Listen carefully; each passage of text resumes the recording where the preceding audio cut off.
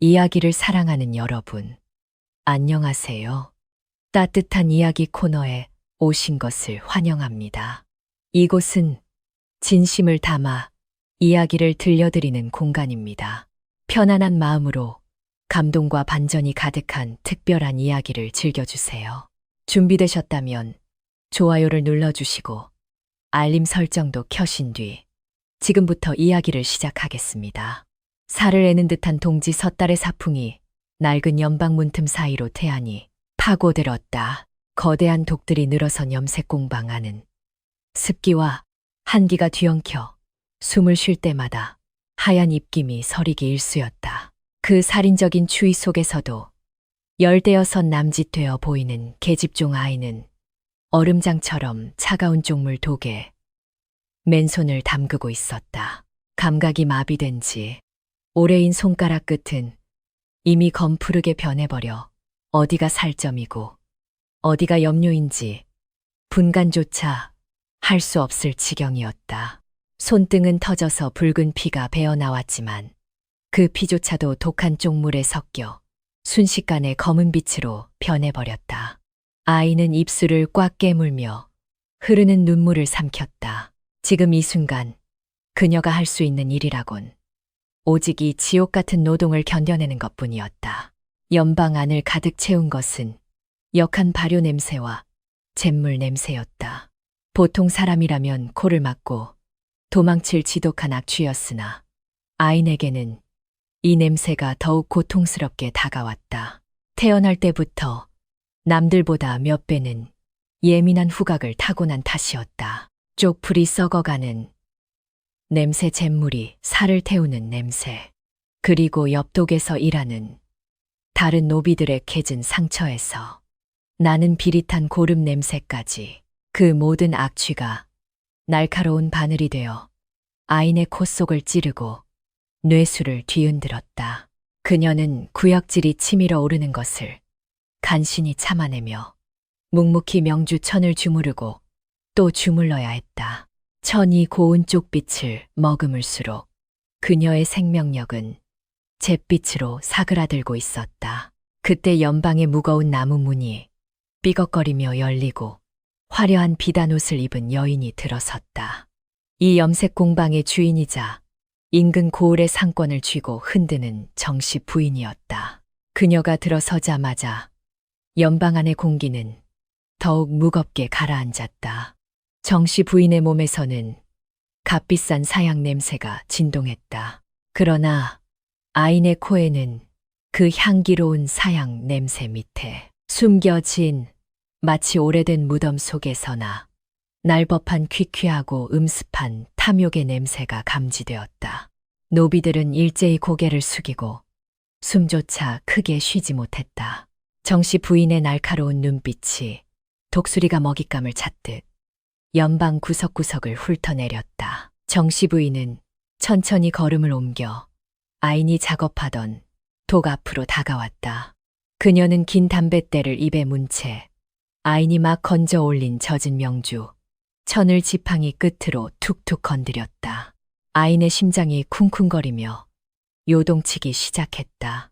지난달에도 색이 고르지 않다는 이유로 멍석마리를 당한 동료가 있었다. 정씨 부인은 미간을 찌푸리며 천의 한 귀퉁이를 집어들었다. 그녀의 눈에는 흡족함이란 없었다. 오로지 흠집을 찾아내어 누군가를 짓밟으려는 잔인한 욕망만이 이글거리고 있었다. 아이는 제발 무사히 넘어가기만을 마음속으로 간절히 빌고 또 빌었다. 색이 탁하구나. 정씨 부인의 입에서 떨어진 말은 사형 선고나 다름없었다. 그녀는 혐오스럽다는 듯 천을 바닥에 내팽개쳤다. 내 분명히 맑고 깊은 쪽빛을 원한다 하지 않았느냐. 이건 마치 썩은 무릉덩이 색깔 같구나. 내년에 천한 손길이 닿아서 귀한 비단을 망쳐놓은 게야. 정씨 부인의 목소리는 낮았지만 그 안에 담긴 도끼는 뼈에 사무칠 정도로 차가웠다. 그녀는 옆에 서 있던 건장한 하인에게 눈짓을 보냈다. 하인이 굵은 회초리를 들고 다가오자 아이는 본능적으로 몸을 움츠렸다. 공포가 전신을 휘감았다. 부인 용서해 주십시오. 한 번만 용서해 주십시오.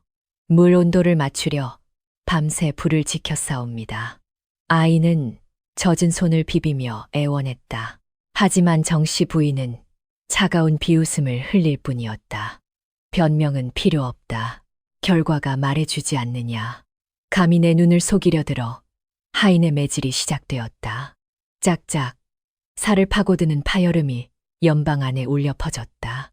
아이는 비명을 지르며 바닥에 쓰러졌다. 차가운 돌바닥 위로 그녀의 몸이 처참하게 굴렀다.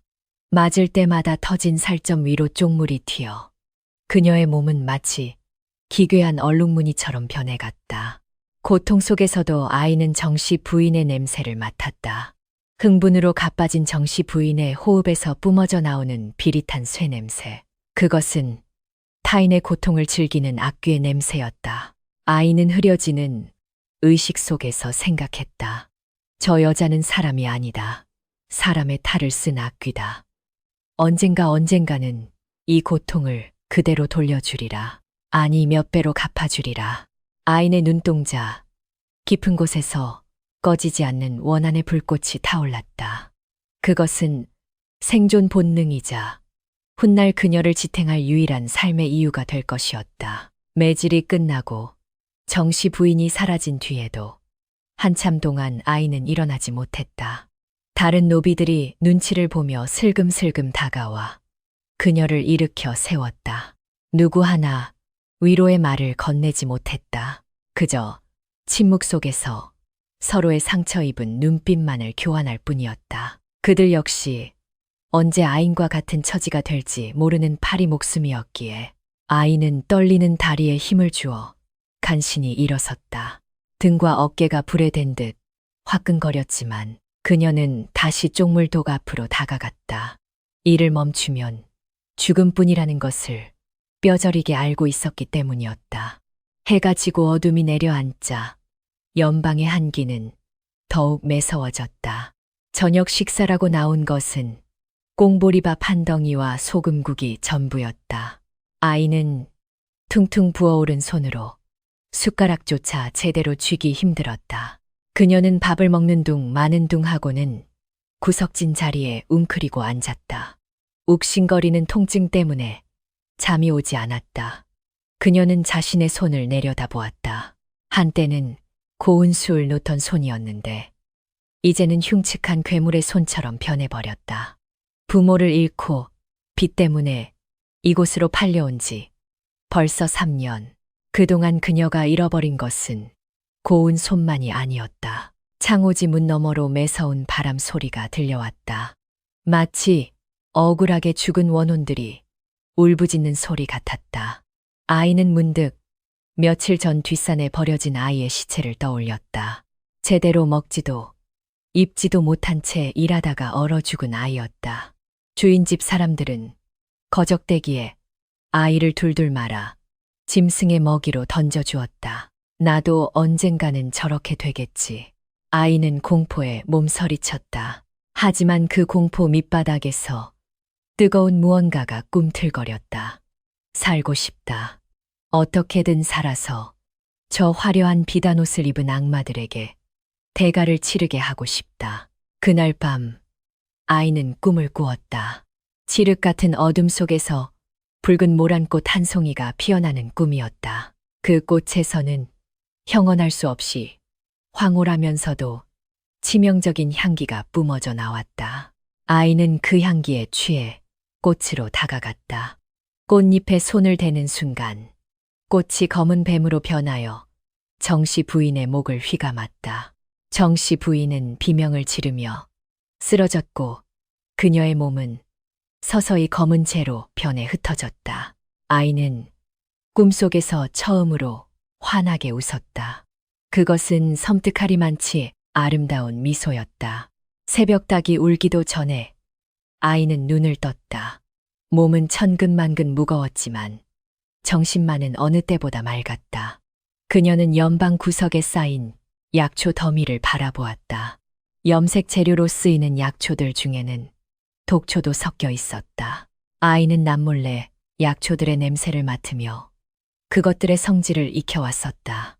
냄새만으로 독과 약을 구별하는 능력. 이것이 그녀에게 주어진 유일한 무기였다. 그녀는 주먹을 꽉 쥐었다. 이 지옥 같은 곳을 탈출할 날이, 그리고 복수의 칼날을 겨눌 날이 반드시 오리라 믿으며 아침 작업이 시작되기 전 아이는 잠시 뒷마당으로 나갔다. 눈 덮인 장독대 사이로 차가운 아침 공기를 깊이 들이마셨다. 그때 낯선 냄새가 바람에 실려왔다. 그것은 연방의 악취도 정씨 부인의 사양 냄새도 아니었다. 깊은 산속 짐승의 털 냄새와 오래된 흙 냄새, 그리고 은은한 피 냄새가 섞인 기묘한 향기였다. 아이는 냄새가 나는 곳으로 고개를 돌렸다. 낡은 헛간 쪽이었다. 그곳에는 병들거나 늙어서 쓸모 없어진 노비들을 가두어 두는 곳이라 들었다. 호기심이 두려움을 이겼다. 아이는 주위를 살피며 살금살금 헛간으로 다가갔다. 문틈으로 안을 들여다보니 어둠 속에 누군가가 웅크리고 있었다. 헝클어진 머리카락 사이로 짐승처럼 번뜩이는 눈빛이 보였다. 그 눈빛과 마주친 순간 아이는 숨이 턱 막혔다. 그것은 체념한 자의 눈이 아니었다. 상처 입은 맹수가 마지막 일격을 준비하듯 살기로 번득이는 눈이었다. 아이는 직감했다. 저 사람이라면, 어쩌면 저 사람과 함께라면 이 지옥을 벗어날 수 있을지도 모른다고. 그것이 범수와의 첫 만남이었다. 두 사람의 시선이 허공에서 얽히는 순간 운명의 수레바퀴는 소리 없이 굴러가기 시작했다. 쪽빛으로 물든 아인의 손과 짐승의 냄새를 풍기는 사내, 전혀 어울리지 않는 두 사람이었지만 서로가 서로에게 구원이 될 것임을 본능적으로 알아차린 것이었다. 연방의 북소리가 작업 시작을 알렸다. 아이는 서둘러 발길을 돌렸지만 가슴 속에는 이미 새로운 희망의 불씨가 타오르고 있었다. 동지가 지나면 언젠가 봄이 오듯이 그녀의 인생에도 혹독한 겨울을 끝낼 바람이 불어오고 있었다. 밤이 깊어지자 하늘 구멍이라도 뚫린 듯 한방눈이 쏟아져 내렸다. 연방의 고된 노동에 지친 노비들은 고난 잠에 빠져들었으나 아이는 도무지 잠을 이룰 수 없었다. 낮에 헛간에서 마주친 그 사내의 눈빛이 뇌리에 박혀 떠나지 않는 탓이었다. 짐승처럼 번뜩이던 그 눈동자 속에 깊은 절망과 갈망이 뒤섞여 있음을 아이는 본능적으로 느꼈다. 그녀는 자리에서 일어나 몰래 부엌으로 향했다. 식은 밥덩이 하나와 낮에 훔쳐둔 약초, 찌꺼기를 품에 안고 아이는 조심스럽게 문을 열었다. 칼날 같은 밤바람이 그녀의 뺨을 때렸지만 발걸음을 멈추지 않았다. 눈 덮인 마당을 가로질러 헛간으로 향하는 그녀의 발자국 소리는 거센 눈보라 소리에 묻혀 아무에게도 들리지 않았다. 헛간 문을 열자 퀴퀴한 곰팡이 냄새와 비릿한 피 냄새가 훅 끼쳐왔다. 어둠 속에서 인기척을 느낀 사내가 짐승처럼 낮게 으르렁거리며 몸을 일으켰다. 그의 손에는 날카롭게 갈린 나무 조각이 들려 있었다. 언제라도 달려들어 목을 물어뜯을 듯한 살기가 공간을 가득 채웠다. 아이는 겁에 질려 뒷걸음질 쳤지만 도망치지는 않았다. 그녀는 떨리는 손으로 품 안의 밥덩이를 내밀었다. 사내의 눈빛이 잠시 흔들렸다. 굶주림이 경계심을 이긴 것일까? 그는 거칠게 밥덩이를 낚아채 허겁지겁 입안으로 쑤셔 넣었다. 씹는 소리조차 들리지 않을 만큼 급박한 식사였다. 아이는 사내가 먹는 동안 조심스럽게 그의 다리 쪽으로 시선을 옮겼다. 썩어가는 냄새의 근원지는 바로 그곳이었다. 바짓단을 걷어 올리자 참혹한 광경이 드러났다. 발목 힘줄이 끊어지고 살점이 떨어져 나간 상처가 퉁퉁 부어올라 있었다. 제대로 치료하지 않으면 다리를 잘라내야 할지도 모를 심각한 상태였다. 아이는 챙겨온 약초를 꺼내어 돌로 지식이기 시작했다. 사내가 밥을 다 먹고는 의아한 눈빛으로 그녀를 바라보았다. 아이는 말없이 지식인 약초를 사내의 상처 부위에 갖다 대었다. 으윽. 사내가 낮은 신음 소리를 내며 몸을 비틀었다. 약초의 독한 기운이 상처를 파고드는 고통은 상상을 초월했을 것이다. 그러나 사내는 비명을 지르는 대신 입술을 피가 나도록 깨물며 참아냈다. 그 모습에서 아이는 그가 범상치 않은 인물임을 다시금 확신했다. 보통 사람이라면 기절했을 고통이었다. 아이는 자신의 치마폭을 찢어 상처를 단단히 감싸주었다.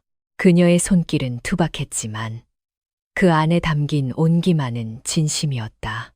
치료가 끝나자 사내는 거친 숨을 몰아쉬며 벽에 기대 앉았다. 이마에는 식은땀이 송골송골 맺혀 있었다. 왜 나를 돕는 거냐? 한참 만에 사내가 입을 열었다. 목소리는 모래가 긁히는 듯 거칠고 탁했다. 아이는 자신의 검푸르게 물든 손을 들어 보였다. 당신이나 나나 이곳에서는 죽은 목숨이나 다름없으니까요.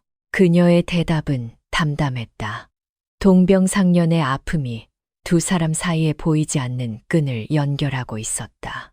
사내는 아인의 손과 자신의 다리를 번갈아 바라보더니 씁쓸한 미소를 지었다. 그는 자신을 범수라고 소개했다. 한때는 산을 호령하던 사냥꾼이었으나 정씨 부인의 탐욕에 휘말려 누명을 쓰고 이곳으로 끌려왔다고 했다. 도망치려다 잡혀 다리 힘줄이 끊기는 형벌을 받았다는 그의 말에는 억울함과 분노가 서려 있었다. 범수는 품 안에서 작은 대나무 피리를 꺼냈다. 그것은 투박하게 깎아 만든 볼품없는 것이었지만 그의 손에 들리자 마치 명검처럼 빛나 보였다. 고통을 잊는 데는 이것만 한 게 없지. 범수가 피리를 입에 가져다 대자 가늘고 구슬픈 소리가 흘러나왔다. 그것은 화려한 궁중 음악도 흥겨운 민요도 아니었다. 그저 눈보라치는 겨울밤 갈대밭을 스치는 바람 소리를 닮은 선율이었다. 피리 소리는 헛간의 틈새를 타고 밖으로 퍼져나갔다. 눈 내리는 소리와 어우러진 그 소리는 처연하면서도 묘하게 마음을 어루만지는 힘이 있었다. 아이는 눈을 감고 피리 소리에 귀를 기울였다.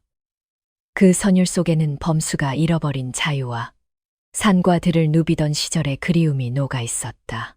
그녀는 잠시나마 고통스러운 현실을 잊고 상상의 나래를 펼쳤다. 푸른 하늘 아래 끝없이 펼쳐진 들판, 시원한 바람, 그리고 맑은 계곡 물소리. 아인의 뺨 위로 뜨거운 눈물이 흘러내렸다.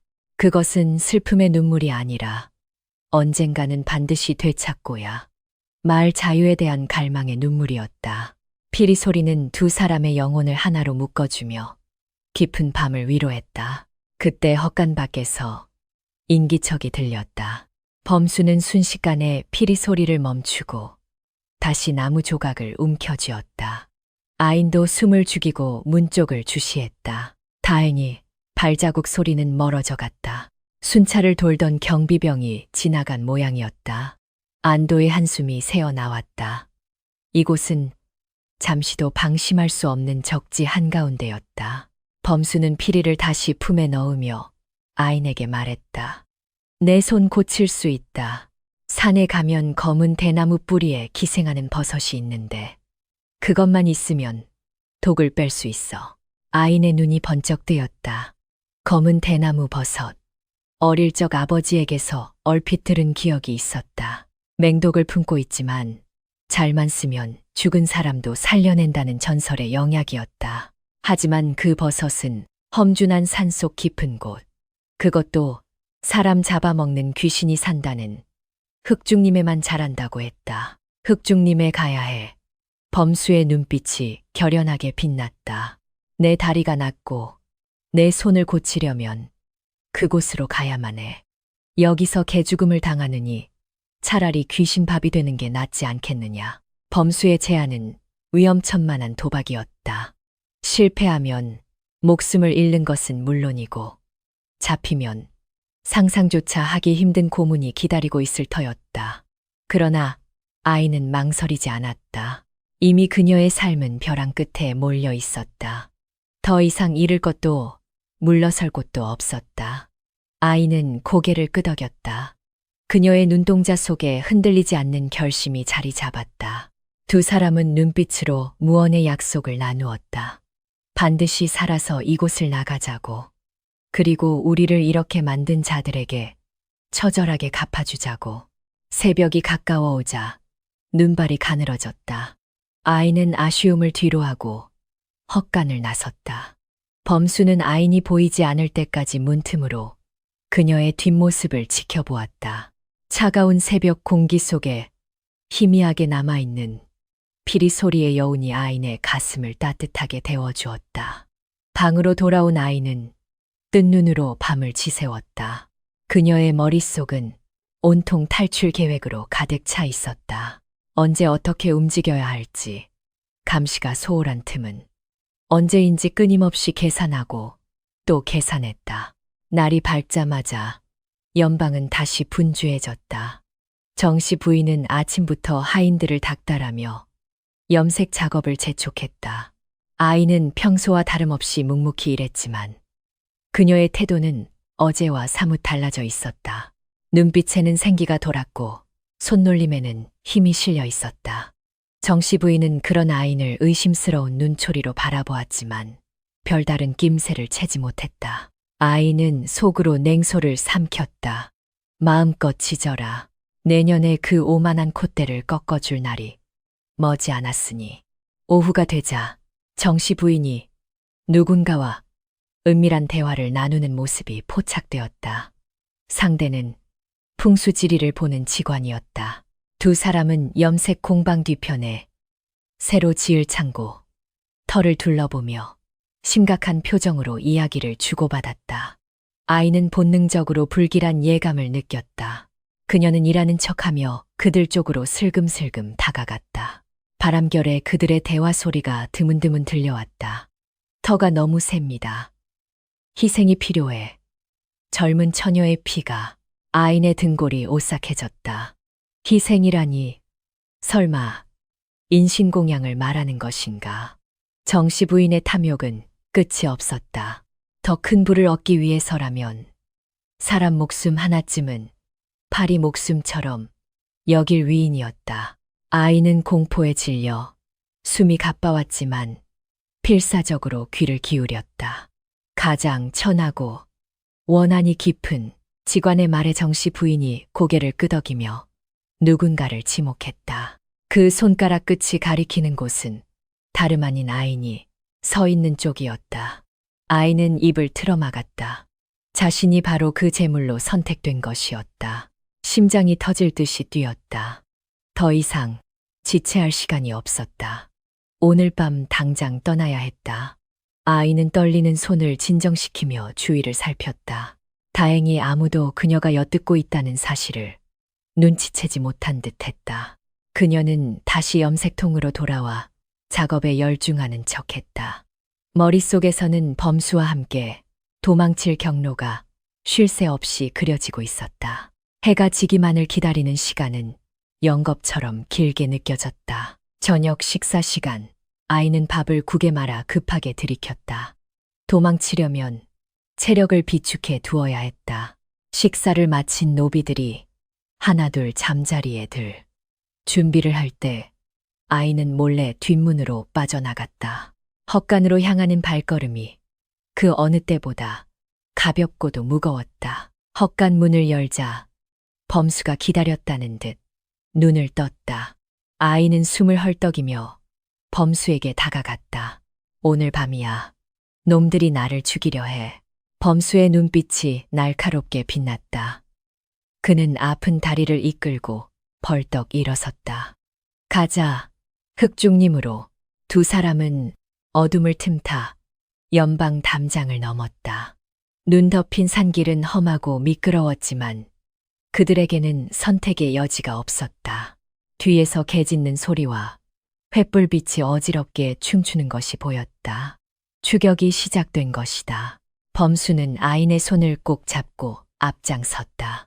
그의 절뚝거리는 발걸음은 위태로워 보였지만 그 의지만큼은 바위처럼 단단했다. 차가운 밤바람이 두 사람의 뺨을 때렸지만 그들은 멈추지 않고 달리고 또 달렸다. 자유를 향한, 그리고 생존을 향한 처절한 질주가 시작되었다. 눈보라가 몰아치는 흑중림 입구에 다다랐을 때 범수는 잠시 멈춰서서 뒤를 돌아보았다. 멀리서 정씨 부인의 표독스러운 고함 소리가 들려오는 듯했다. 그는 피식 웃으며 아인에게 말했다. 두고 봐라. 우리가 다시 돌아올 때는 저곳이 잿더미가 되어 있을 테니. 아인도 굳은 표정으로 고개를 끄덕였다. 두 사람은 서로의 온기에 의지한 채 검은 대나무 숲의 깊은 어둠 속으로 몸을 던졌다. 마치 거대한 짐승의 아가리처럼 입을 벌린 흑중님이 그들을 삼켜버렸다. 이제 그들의 운명은 숲의 주인인 귀신만이 알 수 있는 영역으로 넘어갔다. 거친 숨소리가 턱 밑까지 차올랐다. 눈 덮인 산길은 칼날처럼 날카로웠고 집신 사이로 파고든 눈은 발가락을 얼려 끊어낼 듯한 고통을 주었다. 아이는 비틀거리는 범수의 어깨를 단단히 부축하며 어둠 속을 헤치고 나아갔다. 뒤따라오는 사냥개들의 짖는 소리가 점점 더 가깝게 들려왔다. 컹컹거리는 소리는 마치 지옥의 사자가 부르는 곡소리처럼 밤 공기를 찢었다. 횃불의 붉은 불빛이 춤을 추듯 그들의 뒤를 쫓고 있었다. 정씨 부인이 보낸 추격대였다. 그들은 단순한 도망노비를 잡으러 온 것이 아니라 신성한 재물을 되찾으러 온 악귀들이었다. 범수의 다리는 이미 한계에 다다라 있었다. 끊어진 힘줄이 다시 비명을 질러댔고 상처가 터져 바지 위로 붉은 피가 흥건히 배어나왔다. 그는 이를 악물고 신음을 삼켰으나 다리는 제멋대로 꺾이기 일쑤였다. 범수는 거친 숨을 몰아쉬며 아인의 손을 뿌리치려 했다. 나는 틀렸다. 너라도 어서 가거라. 이 다리로는 더 이상 무리다. 그의 목소리에는 체념이 묻어 있었다. 한때 산중을 호령하던 사냥꾼의 자존심은 무너진 지 오래였고 오직 아인을 살려야 한다는 일념만이 남은 듯했다. 하지만 아인은 그의 손을 더 꽉 움켜쥐었다. 그녀의 손톱이 범수의 팔뚝을 파고들 정도였다. 혼자서는 절대 안 가요. 죽어도 같이 죽고 살아도 같이 살아요. 아인의 눈빛은 횃불보다 더 뜨겁게 타오르고 있었다. 그녀는 알고 있었다. 범수를 두고 가는 순간 그는 정씨 부인의 사냥개들에게 갈기갈기 찢겨 죽을 것이고 자신 또한 얼마 못 가 붙잡혀 차가운 땅 속에 생매장될 것임을.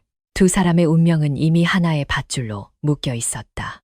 그때 바람의 방향이 바뀌었다. 아인의 코끝에 낯설고도 위험한 냄새가 스쳤다. 그것은 피 냄새도 눈 냄새도 아니었다. 쇠처럼 차갑고 묵직하며 썩은 흙내음이 섞인 기묘한 향기였다. 흑중님, 사람들이 입에 올리기조차 꺼리는 저주받은 숲의 냄새였다. 아이는 본능적으로 고개를 들어 앞을 바라보았다. 칠흑 같은 어둠 속에서 거대한 아가리를 벌리고 있는 검은 대나무 숲이 보였다. 바람에 스치는 대나무 잎 소리가 마치 귀신의 속삭임처럼 들려왔다. 저기다, 저기 놈들이 있다. 추격대의 고함 소리가 바로 등 뒤에서 들렸다. 사냥개 한 마리가 으르렁거리는 소리와 함께 튀어나왔다. 범수는 품 안에 숨겨두었던 날카로운 나무 조각을 꺼내 들었다. 사냥개가 달려드는 찰나 범수의 손이 번개처럼 움직여 개의 목덜미를 찔렀다.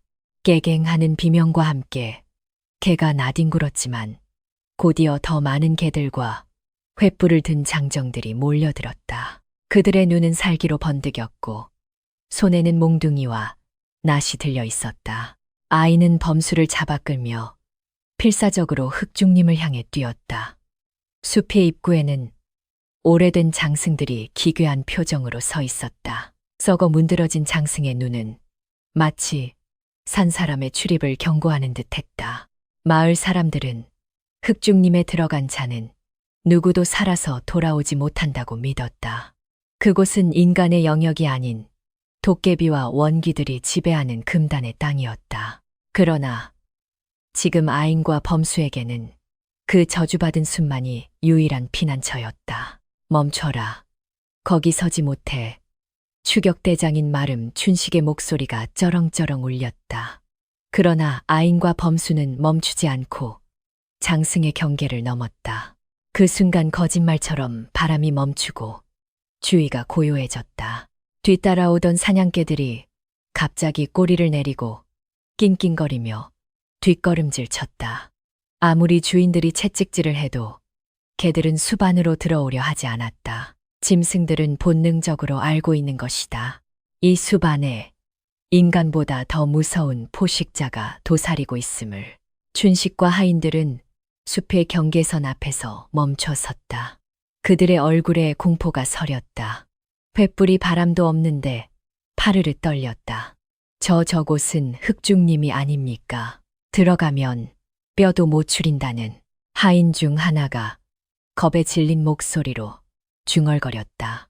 춘식은 바닥에 침을 잼 뱉으며 분한 듯 숲을 노려보았다. 제길 도간에 든 쥐인 줄 알았더니 귀신 소굴로 기어들어갔구나. 그는 차마 숲으로 발을 들이지는 못하고 으르렁거리는 목소리로 소리쳤다. 내 놈들은 거기서 굶어 죽거나 귀신에게 잡아먹힐 게다.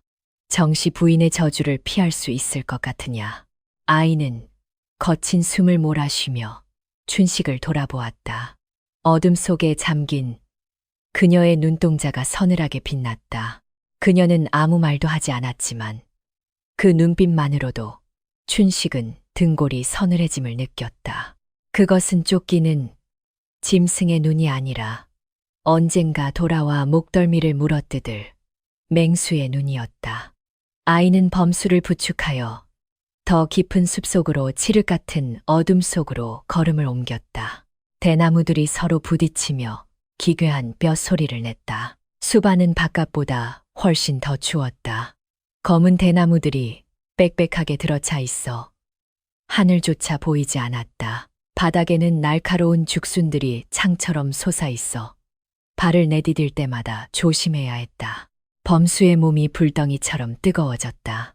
상처의 도끼가 온몸으로 퍼지고 있는 것이었다. 범수 씨, 조금만 더 참아요. 안전한 곳을 찾을게요. 아이는 울음 섞인 목소리로 속삭였다. 하지만 그녀 자신도 어디로 가야 할지 막막하기만 했다. 오직 코끝을 스치는 희미한 약초 냄새에 의지해 방향을 잡을 뿐이었다. 한참을 헤매던 두 사람은 거대한 바위 아래 움푹 파인 작은 동굴을 발견했다. 입구가 덩굴로 가려져 있어 밖에서는 잘 보이지 않는 은신처였다. 아이는 범수를 눕히고 주위를 살폈다. 다행히 근처에 마른 낙엽이 쌓여 있어 추위를 조금이나마 피할 수 있었다. 범수는 이미 의식이 혼미한 상태였다. 식은 땀이 비오듯 흘러내리고 입술은 검푸르게 타들어가고 있었다. 이대로 두면 오늘 밤을 넘기기 힘들 것 같았다. 아이는 떨리는 손으로 범수의 이마를 짚었다. 불덩이 같았다. 그녀는 절망감에 휩싸여 주저앉고 싶었지만 이를 악물고 일어섰다. 여기서 포기하면 모든 것이 끝이다. 그녀는 겉옷을 벗어 범수에게 덮어주고는 다시 밖으로 나갈 채비를 했다. 칠흑 같은 어둠 속 어디선가 부엉이가 구슬프게 울었다. 아이는 콧구멍을 벌름거렸다. 이 숲 어딘가에 분명 범수를 살릴 수 있는 것이 있다. 그 사냥꾼이 말했던 검은 대나무 버섯, 흑죽 버섯이. 그녀는 어둠 속으로 걸음을 옮겼다. 두려움이 엄습했지만 살려야 한다는 일념이 공포를 눌렀다. 아인의 예민한 후각이 숲의 냄새를 샅샅이 뒤졌다. 썩은 잎 냄새, 젖은 흙 냄새, 그리고 짐승의 배설물 냄새 사이로 아주 미세하게 톡 쏘는 듯한 독특한 향기가 감지되었다. 그것은 죽음의 냄새인 동시에 생명의 냄새였다. 아이는 홀린 듯 그 향기를 쫓아 대나무 숲 깊은 곳으로 들어갔다. 그곳에는 그녀의 운명을 바꿀, 그리고 훗날 정씨 부인을 파멸로 이끌 치명적인 독이 자라고 있었다. 숲은 점점 더 깊고 어두워졌다. 마치 살아있는 생명체처럼 아인의 발목을 잡고 늘어지는 덩굴들을 헤치며 그녀는 나아갔다. 멀리서 짐승의 울음소리가 들려왔지만 아인은 멈추지 않았다. 그녀의 눈앞에 희미하게 푸른 빛을 내는 무언가가 보였다. 검은 대나무 뿌리 사이에서 자라나는 가시, 검붉고 자루가 하얀 기이한 버섯이었다. 아인의 심장이 거칠게 뛰기 시작했다. 찾았다. 이것이 바로 범수를 살리고 그녀 자신을 다시 태어나게 할 흑중님의 보물이었다. 그러나 버섯 옆에는 멜리를 튼 독사 한 마리가 혀를 날름거리고 있었다. 생과 사의 갈림길. 아이는 숨을 멈추고 조용히 손을 뻗었다. 검붉은 템리를 튼 독사가 아인을 향해 고개를 쳐들었다. 놈의 눈은 호박석처럼 차갑게 빛났고 갈라진 혀 끝에서는 비릿한 살기가 뿜어져 나왔다. 아인은 숨소리조차 내지 못하고 얼어붙었다. 맹독을 품은 살모사였다. 한 번 물리면 일각 안에 목숨을 잃는다는 흑중님의 파수꾼. 그 녀석이 지키고 있는 것은 바로 범수를 살릴 유일한 희망인 흑죽버섯이었다. 버섯은 뱀의 몸뚱이 아래 축축한 이끼 틈에서 기이한 보랏빛 광채를 내뿜고 있었다. 아인의 등줄기로 식은땀이 흘러내렸다. 물러설 곳은 없었다. 빈손으로 돌아간다면 범수는 오늘 밤을 넘기지 못할 것이다. 아인은 천천히 허리춤에서 작은 돌멩이 하나를 꺼냈다. 손바닥에 땀이 차서 미끄러웠다. 그녀는 뱀의 시선을 따돌리기 위해 돌멩이를 숲 반대편으로 힘껏 던졌다. 툭 하고 돌이 떨어지는 소리에 뱀의 머리가 순식간에 돌아갔다. 바로 그 찰나였다. 아이는 몸을 날려 뱀의 꼬리 쪽으로 손을 뻗었다. 놈이 눈치채고 다시 고개를 돌려 아인의 손목을 노리고 달려들었다. 날카로운 독리가 허공을 갈랐다. 아인은 간발의 차이로 손을 빼내며 뒤로 넘어졌다. 손에는 차갑고 미끌미끌한 버섯이 들려 있었다. 격분한 뱀이 다시 공격 자세를 취했다. 아인은 흙바닥을 구르며 필사적으로 도망쳤다. 뒤도 돌아보지 않고 대나무 숲을 헤치고 달렸다.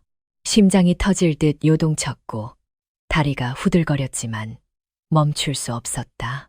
손에 쥔 버섯에서 전해지는 서늘한 기운이 그녀의 정신을 번쩍 들게 했다. 동굴로 돌아왔을 때 범수의 상태는 더욱 악화되어 있었다. 그의 얼굴은 시체처럼 창백했고 입에서는 거품이 흘러나오고 있었다. 숨소리는 끊어질 듯 가늘게 이어지고 있었다. 죽음의 그림자가 이미 그의 목까지 차올라 있었다. 아이는 서둘러 냇가에서 떠온 물로 버섯을 씻었다. 하지만 이 버섯은 그 자체로 맹독이었다.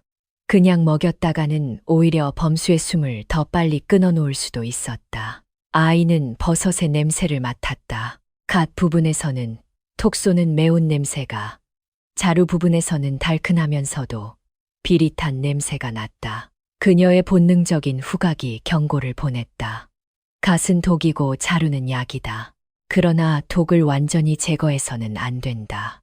범수의 몸에 퍼진 열독을 잡으려면 이 버섯의 한 독이 필요했다. 독으로 독을 제압하는 이치였다. 도구가 없는 탓에 아이는 버섯의 자루를 자신의 입에 넣고 씹기 시작했다. 혀끝이 닿자마자 찌릿한 마비감이 입안 전체로 퍼져나갔다. 떫고 쓴맛이 목구멍을 태울 듯이 자극했다. 아이는 구역질이 치밀어 오르는 것을 억지로 참으며 버섯을 곱게 씹어 죽처럼 만들었다. 자신의 타액과 섞여 독성이 조금이나마 중화되기를 바라며 입안이 얼얼해져 감각이 없어질 즈음 그녀는 범수의 입을 벌리고 씹은 버섯을 조심스럽게 밀어 넣었다. 범수는 무의식 중에도 쓴맛의 거부 반응을 보이며 고개를 저었다. 아이는 범수의 턱을 잡고 기도를 열어 억지로 약을 삼키게 했다. 제발 삼켜요. 살아야 해요. 아인의 눈물이 범수의 뺨 위로 떨어졌다. 약이 목구멍을 넘어가자 범수의 몸이 활처럼 휘어지며 격렬하게 경련을 일으켰다. 그의 입에서 검은 피가 울컥 쏟아져 나왔다. 아이는 소스라치게 놀라 그의 등을 두드렸다. 내가 그를 죽인 것인가? 공포가 엄습했다. 그러나 잠시 후 기적 같은 일이 일어났다. 검은 피를 토해낸 범수의 호흡이 조금씩 안정을 되찾기 시작했다. 불덩이 같던 체온이 거짓말처럼 내려가고 있었다. 버섯의 한기가 범수의 몸속을 휘젓고 다니던 열독과 싸워 이긴 것이었다. 아이는 범수의 가슴에 귀를 대고 심장 소리를 들었다. 쿵쿵쿵. 약하지만 규칙적인 박동이 느껴졌다. 살아있었다. 아이는 안도의 한숨을 내쉬며 범수의 곁에 쓰러지듯 누웠다. 긴장이 풀리자 온몸에 힘이 빠져나갔다. 입안에 남아있는 버섯에 도끼 때문에 머리가 어지러질했다. 새벽녘 숲에 짙은 안개가 깔렸다. 아이는 추위에 몸을 떨며 눈을 떴다. 옆을 보니 범수가 눈을 뜨고 그녀를 바라보고 있었다. 아직 초점은 흐릿했지만 어젯밤에 그 죽어가던 눈빛은 아니었다. 살아, 있군. 범수가 갈라진 목소리로 중얼거렸다. 아이는 말없이 고개를 끄덕였다. 범수는 자신의 입가에 묻은 버섯 찌꺼기와 아인의 부르트고 변색된 입술을 번갈아 보았다. 그제야 그는 아인이 자신을 살리기 위해 무슨 짓을 했는지 깨달았다. 목숨을 걸고 독을 씹어 삼킨 여인. 범수의 눈가가 촉촉해졌다. 미안하다. 그리고 고맙다. 범수는 힘겹게 손을 들어 아인의 손을 잡았다. 거칠고 투박한 사내의 손이었지만 그 온기만은 따뜻했다. 아인은 그 손을 맞잡으며 희미하게 미소 지었다. 두 사람 사이에는 더 이상 많은 말이 필요 없었다. 생사의 고비를 함께 넘은 전후에 혹은 그 이상의 끈끈한 정이 싹트고 있었다. 흑중님의 깊은 어둠 속 세상으로부터 버려진 두 영혼은 서로를 의지하며 새로운 삶을 시작하고 있었다. 며칠이 지나자 범수의 다리 상처에 새살이 돋기 시작했다. 아이는 숲을 돌아다니며 먹을 수 있는 풀과 열매를 구했다. 그녀의 탁월한 후각은 독초와 약초를 기가 막히게 구별해냈다. 흑중림은 위험한 곳이었지만 동시에 풍요로운 약초의 보고이기도 했다. 아이는 이곳의 생태계에 적응해가며 자신만의 생존 법칙을 터득해 나갔다. 범수 또한 몸을 추스르며 숲의 지형을 익히고 짐승을 사냥할 덫을 놓았다. 두 사람은 서서히 흑중림의 일부가 되어가고 있었다. 그러던 어느 날 아이는 숲 깊은 곳에서 기이한 동굴을 발견했다. 그곳은 범수와 머물고 있는 얕은 굴과는 비교도 안 될 만큼 깊고 넓었다. 무엇보다 아인의 코를 자극하는 것은 동굴 안쪽에서 풍겨오는 묵직한 서책 냄새와 오래된 먹 냄새였다. 호기심이 발동한 아이는 횃불을 만들어 동굴 안으로 들어갔다. 그곳에는 누군가가 살았던 흔적이 남아 있었다. 낡은 책상과 먼지 쌓인 의학 서적들, 그리고 벽면 가득 붙어 있는 인체 해부도들이 횃불빛에 드러났다. 이곳은 오래전 역병을 고치려다 실패하여 쫓겨난 한 의원이 숨어 지내던 비밀 연구실이었다. 아이는 떨리는 손으로 책상 위에 놓인 책 한 권을 집어들었다. 독경, 독을 다루는 법을 기록한 금지된 의서였다. 아이는 책장을 넘기며 전율을 느꼈다. 자신이 본능적으로 행했던 치료법들이 그곳에 적혀 있었다. 독으로 사람을 죽일 수도 있지만 살릴 수도 있다는 위험한 지식들. 아이는 직감했다. 이것이 자신의 운명임을, 짓밟힌 인생을 되찾고 자신을 해친 자들에게 복수할 힘이 바로 이 책 안에 들어있음을. 아이는 동굴 밖으로 뛰쳐나와 범수에게 달려갔다. 범수 씨, 이것 좀 보세요. 그녀는 흥분으로 붉게 상기된 얼굴로 책을 내밀었다. 범수는 의아한 표정으로 책을 받아들었다. 그를 모르는 그는 내용을 알 수 없었지만 아인의 빛나는 눈동자에서 무언가 대단한 것을 발견했음을 짐작할 수 있었다. 아인은 결심한 듯 말했다. 저는 의원이 될 거예요. 그냥 의원이 아니라 독을 다루는 의원이요. 그래서 세상 모든 병을 고치고 썩어 빠진 인간들의 마음속 병까지 도려낼 거예요. 범수는 잠시 침묵하더니 묵묵히 고개를 끄덕였다. 내가 가는 길이라면 나는 그림자가 되어 따르겠다. 칼이 필요하면 칼이 되고 방패가 필요하면 방패가 되어주마. 흑중님의 바람이 두 사람의 맹세를 증언하듯 웅장하게 울려 퍼졌다. 쪽빛으로 물든 손을 가진 소녀와 다리, 저는 사냥꾼. 그들은 이제 더 이상 도망자가 아니었다.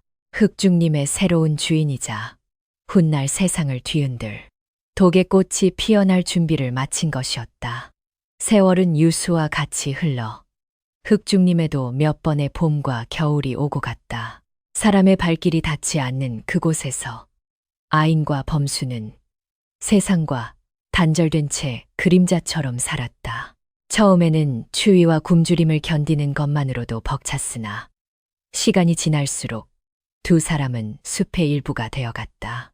아이는 동굴 속에서 발견한 의서들을 밤낮으로 탐독했다. 그를 온전히 깨치지 못한 탓에 처음에는 그림과 약초의 냄새를 대조해가며 더듬더듬 익혀야 했다. 그러나 그녀에게는 타고난 명석함과 절박함이라는 스승이 있었다. 수천 가지 약초의 성질과 독의 배합법이 그녀의 머릿속에 차곡차곡 쌓여갔다. 범수 또한 놀라운 변화를 겪었다. 비록 다리를 절뚝거리는 신세가 되었지만 그는 자신만의 무예를 창안해냈다. 그는 단단한 흙죽으로 지팡이를 만들어 검 대신 사용했다. 다리의 불편함을 보완하기 위해 화려한 움직임보다는 일격필살의 기술을 연마했다. 바람을 가르는 지팡이 소리는 숲의 정막을 깨는 유일한 소음이었다. 범수는 숲 곳곳에 덫을 놓아 짐승을 잡고 아인이 연구에 필요한 독사나 진해 같은 위험한 재료들을 구해왔다. 그는 아인의 가장 든든한 방패이자 충직한 그림자 무사가 되어주었다. 아인의 실험은 자신의 몸을 대상으로 이루어졌다. 그녀는 미세한 양의 독을 매일 조금씩 섭취하며 내성을 키워나갔다. 혀끝이 마비되고 온몸에 열꽃이 피어오르는 고통은 예사였다. 때로는 사경을 헤매다 범수의 간호를 받고 깨어나기도 했다. 그 과정에서 그녀의 몸은 점차 독을 두려워하지 않는 강인한 체질로 변해갔다. 그녀의 피는 맹독을 머금은 약이 되었고 그녀의 숨결에서는 희미한 약초 향기가 났다. 아이는 이제 냄새만으로도 병자의 오장육부 상태를 꿰뚫어 볼 수 있는 경지에 이르렀다. 어느 날 흑중림 경계에서 길을 잃고 쓰러진 나무꾼이 발견되었다. 독사에게 물려 다리가 퉁퉁 부어오른 채 의식을 잃어가고 있었다. 범수는 그를 외면하려 했으나 아이는 고개를 저었다. 이 사람 내 첫 번째 시험대예요. 그녀는 냉정하게 말했다. 아이는 나무꾼을 동굴 입구로 옮겨와 자신이 개발한 해독제를 시험했다. 독으로 독을 다스리는 위험한 처방이었다. 며칠 후 나무꾼은 기적적으로 깨어났다. 그는 삿갓을 눌러 쓴 여인과 절름발이 사내가 자신을 살려준 것을 보고 산신령이나 도깨비에게 홀린 줄 알았다. 나무꾼이 마을로 돌아가 겪은 일을 떠벌리자 흑중님에 대한 괴소문이 퍼지기 시작했다. 사람 잡아먹는 귀신 숲에 죽어가는 사람도 살려내는 신비한 명의가 산다는 소문이었다. 처음에는 아무도 믿지 않았으나 지푸라기라도 잡고 싶은 절박한 병자들이 하나둘 숲 입구를 찾기 시작했다. 그들은 숲의 경계에 곡식이나 옷가지 같은 재물을 놓고 절을 올리며 구원을 빌었다. 아이는 그들 중 정말 가망이 없거나 억울한 사연을 가진 이들만을 골라 몰래 치료해 주었다.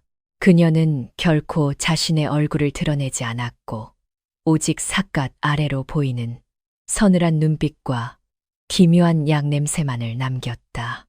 사람들은 그녀를 흑중님의 그림자 의원 혹은 귀신 의원이라 불렀다. 소문은 꼬리에 꼬리를 물고 인근 고을로 퍼져나갔다. 용한 의원들도 고치지 못한 난치병을 고쳤다는 이야기가 돌면서 그녀의 존재는 전설처럼 부풀려졌다.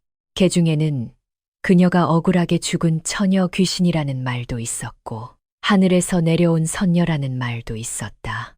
하지만 아이는 세상의 평판 따위에는 관심이 없었다.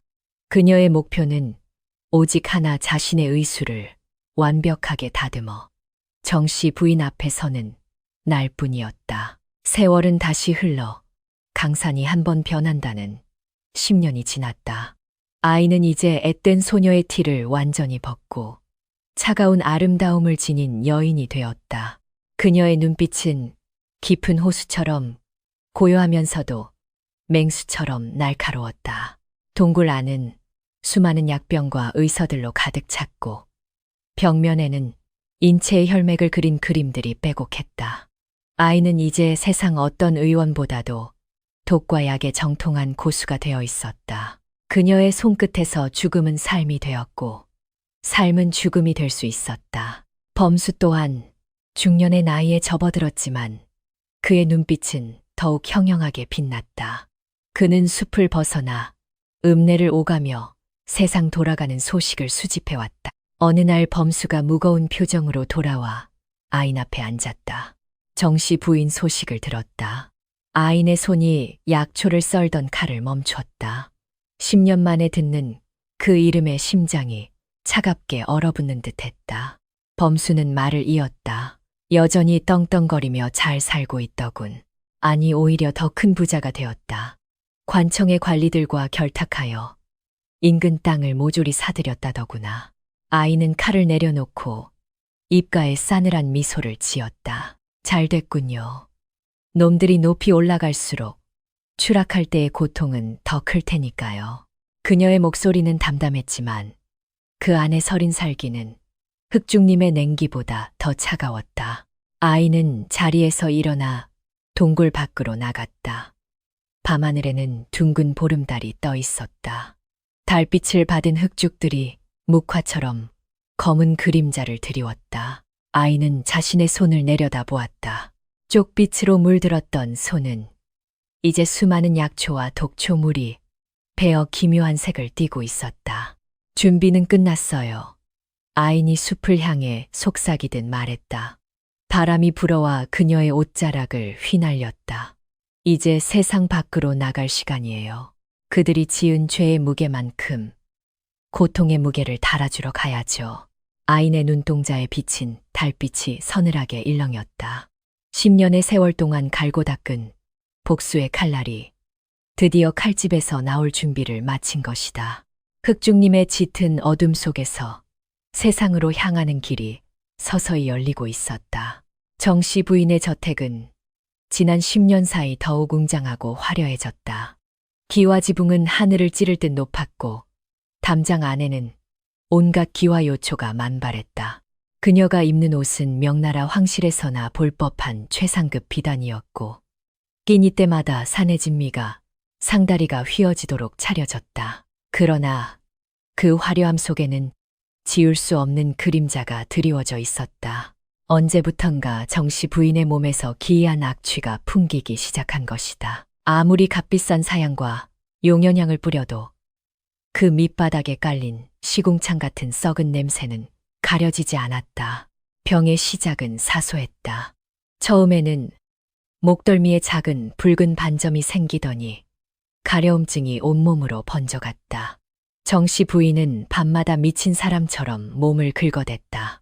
손톱 밑에 피가 맺히고 살점이 떨어져 나가도 가려움은 멈추지 않았다. 오히려 긁으면 긁을수록 상처가 짓무르고 고름이 차올랐다. 그 고름에서는 역한 냄새가 진동했다.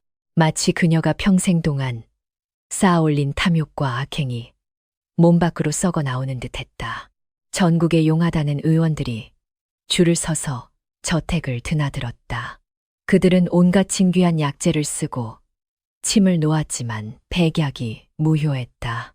어떤 의원은 풍토병이라 했고 어떤 의원은 저주라 수군거렸다. 정씨 부인은 치료에 실패한 의원들에게 불벼락을 내리고 쫓아냈다. 그녀의 성정은 병세가 깊어질수록 더욱 포악해졌다. 하녀들은 그녀의 눈빛만 봐도 벌벌 떨며 도망치기 바빴다. 내 몸에서 나는 이 냄새를 없애란 말이다. 정씨 부인은 거울 속에 비친 자신의 흉측한 몰골을 보며 비명을 질렀다. 한때 고운 자태를 자랑하던 피부는 이제 뱀 허물처럼 벗겨지고 검붉게 변해 있었다. 밤이 되면 고통은 더욱 심해졌다. 정씨 부인은 잠을 청하려 누웠지만 눈을 감으면 10년 전 죽음으로 내몰았던 소녀의 얼굴이 떠올랐다. 쪽빛으로 물든 손을 흔들며 자신을 부르는 환영에 시달렸다. 부인 많이 아프십니까? 제가 낫게 해드릴까요? 소녀의 목소리가 귓가에 맴돌았다. 정씨 부인은 식은땀을 흘리며 깨어났다. 공포와 고통이 뒤섞인 비명이 저택의 담장을 넘었다. 그녀는 자신이 미쳐가고 있음을 직감했다. 어느 날 늑수그레한 마름 춘식이 조심스럽게 방으로 들어왔다. 그는 10년 전 아인과 범수를 쫓았던 추격대장이었다. 이제는 흰머리가 희끗희끗한 노인이 된 그는 정씨 부인의 참혹한 모습을 차마 똑바로 쳐다보지 못했다. 마님 드릴 말씀이 있사옵니다. 춘식의 목소리가 떨렸다. 정씨 부인은 신경질적으로 부채질을 하며 쏘아붙였다. 또 무슨 헛소리를 하려는 게냐. 당장 나가라.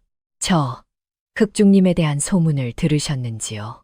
춘식의 말에 정씨 부인의 손이 멈췄다. 흑중님, 잊고 싶었던 그 이름. 그녀의 눈동자가 흔들렸다. 거기 귀신 의원이 산다고 합니다.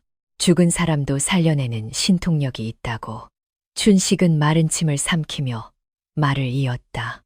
인근 고을에서는 그 의원을 만나 병을 고친 자들이 수두룩하다고 하옵니다. 혹시나 하여 정씨 부인은 침묵했다. 흑중님은 금단의 땅이었다. 그곳은 자신이 쫓아낸 두 사람, 아니 두 원혼이 묻힌 곳이었다. 하지만 지금 그녀에게는 찬밥, 더운 밥 가릴 처지가 아니었다. 이 지긋지긋한 가려움과 악취에서 벗어날 수만 있다면 악마에게 영혼이라도 팔 수 있을 것 같았다. 그 의원을 데려오너라. 당장. 정씨 부인의 목소리에는 도끼가 서려 있었다. 하지만 춘식은 난처한 듯 머뭇거렸다. 그것이 그 의원은 절대 왕진을 하지 않는다고 합니다. 병자가 직접 흑중님 입구까지 가야만 치료를 해준다고. 정씨 부인은 분노로 몸을 떨었다. 감히 내가 누구인지 알고 오라 가라. 하는 게냐. 그녀는 찻잔을 집어 던졌다. 쨍그랑하는 파열음과 함께 조각들이 바닥에 흩어졌다. 그러나 분노도 잠시 다시금 뼈를 깎는 듯한 가려움이 몰려왔다. 그녀는 비명을 지르며 다시 몸을 긁기 시작했다. 피와 고름이 비단 옷을 적셨다. 결국 정씨 부인은 굴복했다. 자존심보다는 목숨이, 그리고 고통 없는 삶이 더 간절했다. 그녀는 이를 갈며 명령했다. 가마를 대령해라. 내 직접 그 오만한 의원의 낯짝을 봐야겠다. 하인들은 서둘러 가마를 준비했다. 정씨 부인은 겹겹이 쓴 너울로 흉측한 얼굴과 몸을 가렸다. 그리고 가장 독한 향유를 온몸에 뿌려 썩은 냄새를 감추려 애썼다. 화려한 가마 행렬이 저택을 나서 흑중님으로 향했다. 길을 가는 내내 정씨 부인은 불안에 떨었다. 흑중님이 가까워질수록 공기가 서늘해지고 기분 나쁜 새소리가 들려왔다. 10년 전 그날 밤의 기억이 되살아났다. 횃불 짓는 개들, 그리고 절벽 끝으로 사라진 두 그림자. 과연 그곳에 정말 용한 의원이 살고 있을까? 아니면 원기들이 자신을 꿰어내려는 함정일까? 의심과 희망이 교차하는 가운데 가마꾼들의 발걸음이 무거워졌다. 마침내 흑중림 입구에 도착했다. 빽빽하게 들어찬 검은 대나무들이 마치 거대한 장벽처럼 앞을 가로막고 있었다. 썩은 장승들은 여전히 그 자리를 지키고 서서 기괴한 미소를 짓고 있었다. 가마가 땅에 내려졌다. 정씨 부인은 떨리는 손으로 가마 문을 열었다. 여봐라, 의원은 어디 있느냐. 춘식이 목청을 높여 소리쳤다. 메아리만 돌아올 뿐 숲은 고요했다. 그때 숲 안쪽에서 안개가 피어오르듯 희미한 그림자가 나타났다. 검은 삿갓을 쓰고 지팡이를 짚은 사내였다. 범수였다.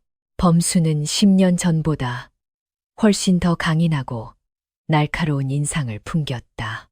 그는 정씨 부인의 가마를 향해 정중하지만 차가운 목소리로 말했다.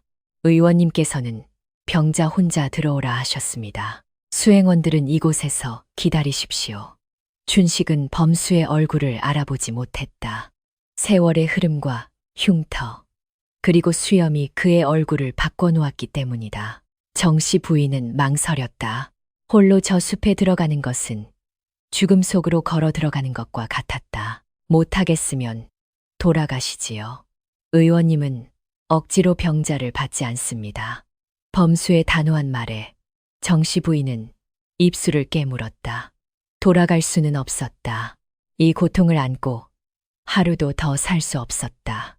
그녀는 떨리는 다리로 가마에서 내렸다. 따라오지 마라. 내 금방 다녀올 테니.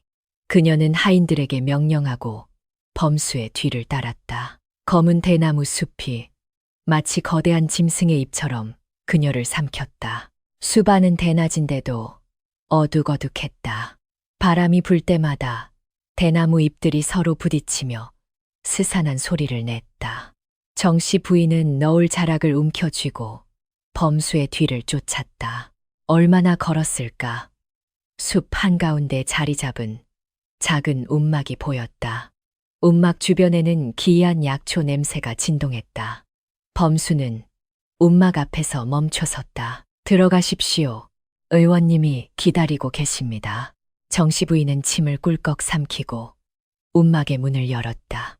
안은 어두웠지만 은은한 촛불이 켜져 있었다. 방 한가운데에 누군가가 등을 돌리고 앉아 약을 다리고 있었다. 보랏빛 연기가 피어오르는 약탕기 앞에서 여인은 천천히 고개를 돌렸다. 삿갓 아래로 드러난 얼굴은 창백하고 아름다웠지만 그 눈빛만은 10년 전 그 소녀의 것과 똑같았다. 아니, 더 깊고 차가운 심연을 담고 있었다. 아인이었다. 오셨습니까, 부인? 아인의 목소리는 낮고 부드러웠으나 정씨 부인의 귀에는 지옥에서 온 사자의 속삭임처럼 들렸다. 정씨 부인은 뒷걸음질치며 비명을 지르려 했다. 하지만 목소리가 나오지 않았다. 공포가 목을 조여왔다. 아인은 천천히 일어나 정씨 부인에게 다가갔다. 그녀의 손에는 갓 달인 약 사발이 들려 있었다. 오래 기다렸습니다. 당신의 썩어가는 몸과 마음을 치료해 드릴 시간이군요. 아인의 입가에 서늘한 미소가 번졌다. 덫은 완벽하게 닫혔다. 정씨 부인은 숨이 턱 막히는 듯한 압박감에 짓눌려 아인을 응시했다. 눈앞의 여인은 분명 낯설었지만 그 서늘한 눈매와 오똑한 콧날에서 기시감이 느껴졌다. 그러나 고통에 잠식당한 정씨 부인의 정신은 그 기억을 온전히 끄집어내지 못했다. 그저 본능적인 공포만이 전신을 휘감았다. 아이는 쓰고 있던 삿갓을 벗어내려놓고 차분하게 약사발을 탁자에 올려두었다. 옷을 벗으십시오. 그녀의 목소리는 건조했다. 정씨 부인은 당황하여 눈을 크게 떴다. 감히 천한 의원 따위가 양반집 마님의 알몸을 보려 하다니. 뭐라, 네가 정녕 미친 것이냐. 정씨 부인이 앙칼지게 소리쳤다. 그러나 아이는 눈 하나 깜짝하지 않았다. 살고 싶지 않으시면 그냥 돌아가셔도 좋습니다. 문은 열려 있으니까요. 아이는 다시 약재를 손질하며 무심하게 대꾸했다. 정씨 부인은 입술을 깨물었다. 등 뒤에서 느껴지는 가려움증이 다시금 불길처럼 타오르기 시작했다. 그녀는 수치심에 몸을 떨면서도 떨리는 손으로 저고리 고름을 풀었다. 화려한 비단옷이 바닥에 떨어지자 흉측하게 짓무른 살이 드러났다. 아이는 표정 변화 없이 정씨 부인의 몸을 살폈다. 손가락 끝으로 고름이 찬 환부를 누르자 정씨 부인이 비명을 질렀다. 아이는 코를 환부에 가까이 대고 냄새를 맡았다. 썩은 살 냄새 속에 숨겨진 독의 기운, 그리고 탐욕이 만들어낸 화병의 냄새가 뒤섞여 있었다. 속이 썩었군요. 아인이 짧게 진단했다. 오장육부에 쌓인 도끼가 뼈와 살을 녹이고 있습니다. 이대로 두면 사흘 안에 뼈가 검게 변하고 닷새 안에 피를 토하며 죽게 될 것입니다. 정씨 부인의 얼굴이 사색이 되었다. 그녀는 바닥에 무릎을 꿇고 아인의 치맛자락을 붙잡았다. 사살려다오. 내 돈은 얼마든지 주마. 금덩이를 원하느냐? 아니면 비단 무엇이든 말만 해라. 아이는 싸늘한 눈빛으로 그녀를 내려다보았다. 재물은 필요 없습니다. 제가 원하는 것은 다른 것입니다. 아이는 품에서 작은 은침 하나를 꺼냈다. 침 끝에는 검푸른 독약이 발라져 있었다. 치료에는 조건이 있습니다. 아인의 목소리가 낮게 깔렸다. 첫째 부인이 소유한 땅의 문서를 가져오십시오. 그중 소작인들에게 뺏은 땅은 모두 원래 주인에게 돌려줘야 합니다.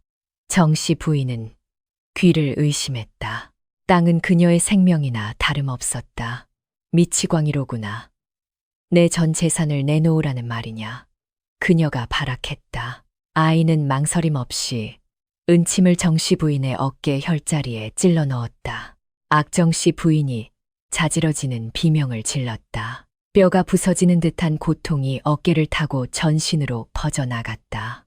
선택하십시오. 재산을 끌어안고 고통 속에서 죽을 것인지, 아니면 빈털터리가 되더라도 목숨을 건질 것인지. 아이는 침을 천천히 비틀었다. 고통은 더욱 극심해졌다. 정씨 부인은 바닥을 긁으며 오열했다. 알겠다. 알겠어. 다 주겠다. 제발 이 침 좀 빼다오. 아이는 그제야 침을 뽑았다. 정씨 부인은 거친 숨을 몰아쉬며 바닥에 널브러졌다. 둘째, 과거의 죄를 씻어야 합니다. 매일 밤 당신이 억울하게 죽인 사람들의 이름을 적어 불에 태우십시오.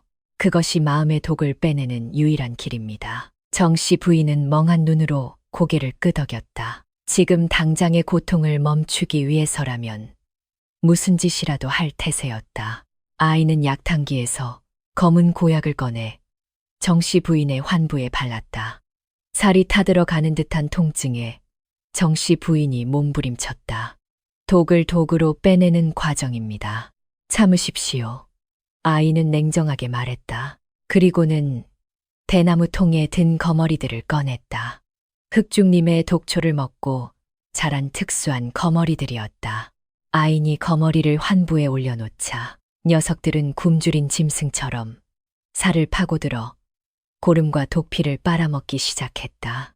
역겨움과 공포에 질린 정씨 부인은 눈을 질끈 감았다. 하지만 신기하게도 거머리가 피를 빨수록 미칠 듯한 가려움증이 가라앉기 시작했다.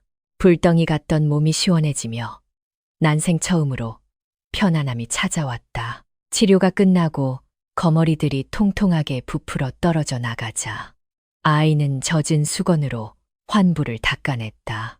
붉은 발진이 눈에 띄게 줄어들어 있었다. 이것은 임시방편일 뿐입니다. 아이는 작은 약병 하나를 건넸다. 사흘치 약입니다. 약이 떨어지면 다시 도지게 될 테니 그때 다시 오십시오. 물론 약속한 땅 문서를 가지고 말입니다. 정씨 부인은 약병을 보물단지처럼 움켜쥐었다. 그녀의 눈에는 아인이 생명의 은인이자 두려운 신처럼 비쳤다. 고맙다. 고맙네 의원 양반. 정씨 부인은 연신 고개를 조아리며 비틀거리는 걸음으로 움막을 나갔다. 밖에서 기다리던 범수가 정씨 부인을 혐오스러운 눈빛으로 바라보았다. 그녀가 숲속으로 사라지자 범수가 들어왔다. 왜 살려주었느냐? 그냥 놔두면 고통 속에 죽었을 텐데. 범수의 목소리에 불만이 섞여 있었다. 아이는 피 묻은 수건을 불 속에 던져 넣으며 말했다. 죽음은 너무 쉬운 도피처예요. 저 여자는 아직 잃을 것이 너무 많습니다. 불길이 타오르며 아인의 얼굴을 붉게 비췄다. 천천히, 아주 천천히 모든 것을 잃고 바닥까지 추락해야 합니다. 그때 비로소 제 복수가 완성되는 것이니까요. 아이는 정씨 부인이 앉았던 자리에 소금을 뿌렸다. 탐욕의 냄새가 아직도 배어있는 듯했다. 그녀는 밖으로 나와 밤하늘을 올려다보았다. 흑중님의 바람이 그녀의 머리카락을 스치고 지나갔다. 이제 시작이었다. 정씨 부인은 자신의 목숨을 구걸하기 위해 스스로 파멸의 길을 걷게 될 것이다. 아인의 입가에 서늘하고도 잔혹한 미소가 걸렸다. 숲속 어딘가에서 부엉이가 울었다. 마치 정씨 부인의 몰락을 예고하는 장송곡처럼. 며칠 뒤 정씨 부인의 저택에서는 난리가 났다. 마님이 창고를 열어 소작인들에게 땅 문서를 나눠주기 시작한 것이다. 사람들은 마님이 미쳤다고 수군거렸지만 정씨 부인은 아랑곳하지 않았다. 약 기운이 떨어져 가자 다시 시작된 미미한 가려움이 그녀를 공포로 몰아넣었기 때문이었다. 그녀는 덜덜 떨리는 손으로 문서를 불태우거나 나눠주며 오직 흑중님으로 가는 날짜만을 손꼽아 기다렸다. 아인의 독은 이미 그녀의 몸뿐만 아니라 정신까지 완벽하게 지배하고 있었다. 사흘이 지나자 정씨 부인은 다시 흑중님을 찾았다. 이번에는 가마도 없이 헝클어진 머리에 흑투성이가 된 채였다. 약 기운이 떨어지자 다시 시작된 가려움증은 이전보다 더 끔찍했다. 그녀는 체면도 잊은 채 숲 입구에서부터 기어서 움막까지 왔다. 범수가 지팡이로 앞을 가로막자 정씨 부인은 바닥에 머리를 대치며 애원했다. 약속대로 다 했다. 땅 문서도 돌려줬고 죄인들의 이름도 다 태웠다. 제발 약을 다오. 의원 양반. 그녀의 목소리는 갈라져 짐승의 울음소리 같았다. 움막문이 열리고 아인이 천천히 걸어 나왔다. 그녀는 여전히 삿갓으로 얼굴을 가린 채였다. 아인은 바닥에 엎드린 정씨 부인을 싸늘하게 내려다보았다. 약속을 지키셨군요. 하지만 아직 하나가 남았습니다. 아인의 목소리에 정씨 부인이 고개를 번쩍 들었다. 하나 그게 무엇이냐? 내다 하마. 내 목숨만 살려준다면 무엇이든 하겠다. 아인은 천천히 삿갓을 벗었다. 드러난 얼굴은 10년의 세월 동안 더욱 차갑고 아름답게 변해 있었지만 그 눈매만은 변하지 않았다. 아인은 자신의 두 손을 정씨 부인 눈앞에 내밀었다. 약초물이 들어 검푸르게 변했지만 손등에 남은 흉터들은 여전히 선명했다. 쪽물 독에 담가져 썩어가던 그 손이었다. 이 손을 기억하십니까, 부인? 정씨 부인의 동공이 지진이라도 난 듯 흔들렸다. 설마 했던 의심이 현실이 되어 눈앞에 나타난 것이다. 너는 정씨 부인은 말을 잇지 못하고 뒷걸음질 쳤다. 10년 전 자신이 산 재물로 바치려 했던 그 계집종 아인이었다. 죽은 줄만 알았던 원혼이 살아서 돌아온 것이다. 아인아, 네가 아인이더냐? 정씨 부인의 목소리가 공포로 떨렸다. 아인은 씁쓸한 미소를 지었다. 네, 접니다. 부인이 짐승의 밥으로 던져주었던 그 아인입니다. 그리고 옆에 있는 이 사람은 부인이 다리 힘줄을 끊어버린 사냥꾼 범수이고요. 범수가 한 걸음 앞으로 나서며 으르렁거렸다. 정씨 부인은 비명을 지르며 주저앉았다. 자신의 목숨줄을 쥐고 있는 의원이 바로 자신이 죽이려 했던 사람들이라니. 이보다 더 잔인한 운명의 장난은 없었다. 살려다오. 내가 잘못했다. 제발. 정씨 부인은 아인의 발목을 잡고 빌었다. 아인은 차갑게 발을 뺐다. 이제 와서 용서를 구하다니 너무 늦었습니다. 부인의 몸에 퍼진 독은 단순한 병이 아닙니다. 그것은 부인이 평생 저지른 악행이 형체화된 것입니다. 제가 주는 약은 그저 잠시 고통을 잊게 해줄 뿐 근본적인 치료제는 아닙니다. 정씨 부인은 절망적인 표정으로 아인을 올려다보았다. 그럼 어찌해야 한단 말이냐? 평생 이 고통 속에서 살아야 한단 말이냐? 아이는 품에서 붓과 종이를 꺼내 던져주었다. 마지막 기회입니다. 관아에 가서 자수하십시오. 10년 전 저지른 살인 미수와 그동안 저지른 횡령 뇌물수수, 그리고 무고한 사람들을 해친 죄를 모두 고백하십시오. 오직 진실만이 당신을 구원할 수 있습니다. 관아라니 미쳤느냐? 거기 가면 나는 죽은 목숨이다. 사약을 받을게야. 정씨 부인이 펄쩍 뛰었다. 아이는 차가운 눈빛으로 쏘아붙였다. 그럼 여기서 썩어 죽으시지요. 선택은 당신의 몫입니다. 아이는 등을 돌려 움막으로 들어가려 했다. 정씨 부인의 몸에서 다시 끔찍한 가려움이 솟구쳤다. 그녀는 비명을 지르며 바닥을 굴렀다. 아, 알겠다. 알겠어. 자수하마. 그러니 제발 약을 줘. 정씨 부인은 떨리는 손으로 종이 위에 자신의 죄를 써내려갔다. 글자 하나하나에 피눈물이 맺혔다. 그것은 단순한 자백서가 아니라 한 인간의 파멸을 알리는 문서였다. 아이는 정씨 부인이 쓴 자백서를 받아들고 내용을 확인했다. 그리고는 마지막 약병을 건넸다. 이 약을 드시고 관아로 가십시오. 이것이 당신이 누릴 수 있는 마지막 자비입니다. 정씨 부인은 약병을 낚아채듯 받아들고 허겁지겁 입안에 털어넣었다. 약 기운이 퍼지자 고통이 씻은 듯이 사라졌다. 그녀는 멍한 표정으로 아인을 바라보았다. 원망과 두려움, 그리고 기묘한 안도감이 뒤섞인 눈빛이었다. 그녀는 비틀거리는 걸음으로 숲을 빠져나갔다. 그녀의 뒷모습은 한때 천하를 호령하던 여장부의 모습이 아니라 죄의 무게에 짓눌린 초라한 노파의 모습이었다. 범수가 아인의 곁으로 다가왔다. 정말 저 여자가 관아로 갈까 가는 길에 도망치거나 관리를 매수하면 어쩌려고. 아인은 자백서를 불에 태우며 조용히 말했다. 도망칠 곳은 없습니다. 제가 준 약에는 특수한 향이 섞여 있어요. 그녀가 어디에 숨든 벌떼와 뱀들이 그녀를 찾아낼 것입니다. 그리고 관아의 사또도 이미 손을 썼습니다. 그녀가 자백하지 않아도 그녀의 몰락은 피할 수 없을 겁니다. 아이는 타오르는 불길을 바라보며 깊은 숨을 내쉬었다. 10년 동안 가슴속에 품어왔던 응어리가 조금은 풀리는 듯했다. 그러나 복수의 끝은 허무할 뿐이라는 것을 그녀는 알고 있었다. 하지만 멈출 수는 없었다. 이것은 단순히 개인의 원한을 갚는 것이 아니라 잘못된 세상을 바로잡는 과정이었으니까. 한편 정씨 부인은 관아로 향하는 내내 갈등했다. 이대로 도망칠까? 아니면 자수할까? 하지만 몸속 깊은 곳에서 꿈틀거리는 독의 공포가 그녀를 관아 쪽으로 이끌었다. 관아 마당에 들어서자 형방과 포졸들이 놀란 눈으로 그녀를 바라보았다. 천하의 정씨 부인이 산발을 하고 나타났으니 그럴 만도 했다. 정씨 부인은 사또 앞에 무릎을 꿇었다.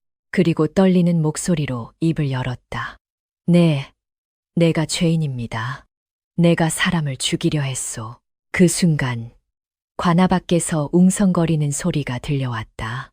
마을 사람들이 정씨 부인의 자백 소식을 듣고 몰려든 것이다. 저 마귀가 드디어 죄를 받는다. 내 땅을 돌려받았다. 귀신 의원님이 하신 일이야. 사람들의 외침이 정씨 부인의 귓가를 때렸다. 그녀는 고개를 떨구었다. 자신이 쌓아 올린 철옹성이 모래성처럼 무너져 내리고 있었다. 하늘에서는 때마침 굵은 빗줄기가 쏟아져 내리기 시작했다. 마치 그녀의 더러운 죄를 씻어내려는 듯, 혹은 그녀의 비참한 말로를 비웃는 듯한 차가운 비였다. 관아의 마당은 구경 나온 백성들로 인산인해를 이루었다. 10년간 고을을 주무르며 온갖 악행을 일삼던 정씨 부인이 죄인으로 끌려 나왔다는 소식은 삽시간에 퍼져나갔다. 사또는 정씨 부인이 직접 쓴 자백서와 범수가 제출한 장부를 증거로 내세웠다. 처음에는 정씨 부인을 비호하려던 관리들도 성난 민심과 명백한 증거 앞에서는 어쩔 도리가 없었다. 곤장 70대와 전 재산 몰수, 그리고 관노비로의 전락, 판결이 내려지는 순간 정씨 부인은 혼절하고 말았다. 화려했던 모란꽃이 진흙탕 속에 처박히는 순간이었다. 차가운 감옥 바닥에서 정씨 부인은 눈을 떴다. 온몸이 으스러질 듯 아팠지만 그녀의 머릿속을 지배하는 것은 오직 하나뿐이었다. 해독제. 아인이 약속한 마지막 해독제를 받아야만 살 수 있었다. 그녀는 철창을 부여잡고 목이 터져라 소리쳤다. 의원 어디 있느냐. 내 약속을 지켰으니 어서 약을 다오. 그녀의 절규는 공허한 메아리가 되어 돌아올 뿐이었다. 깊은 밤이 되자 감옥 복도 끝에서 희미한 발소리가 들려왔다. 정씨 부인은 본능적으로 그것이 아인임을 알아차렸다. 횃불의 일렁이는 불빛 그림자 속에서 아인이 나타났다. 옥졸들은 이미 매수되었는지 보이지 않았다. 아인은 철창 앞에 서서 무표정한 얼굴로 정씨 부인을 내려다보았다. 약속을 지키셨더군요. 덕분에 많은 사람들이 억울함을 풀었습니다. 정씨 부인은 철창 사이로 손을 뻗어 아인의 옷자락을 잡으려 했다. 다 필요 없다. 어서 해독제를 줘. 내 몸속의 독을 없애달란 말이다. 그녀의 눈은 광기로 번들거렸다. 아인은 품에서 작은 약병 하나를 꺼냈다. 그 안에는 맑은 물이 들어 있었다. 정씨 부인은 낚아채듯 약병을 받아들고 단숨에 들이켰다. 물 한 방울이라도 흘릴세라 헐떡이며 마시는 꼴이 마치 굶주린 짐승 같았다. 이제 살 수 있는 거냐. 정씨 부인은 빈 약병을 쥐고 거친 숨을 몰아쉬었다. 아이는 묘한 미소를 지으며 고개를 끄덕였다. 그럼요. 이제 더 이상 가려움도 고통도 없을 것입니다. 정씨 부인은 안도의 한숨을 내쉬며 바닥에 주저앉았다. 살았다. 모든 것을 잃었지만 목숨만은 건졌다. 언젠가 다시 재기하여 이 치욕을 갚아주리라 다짐했다. 그때 아인의 나지막한 목소리가 들려왔다.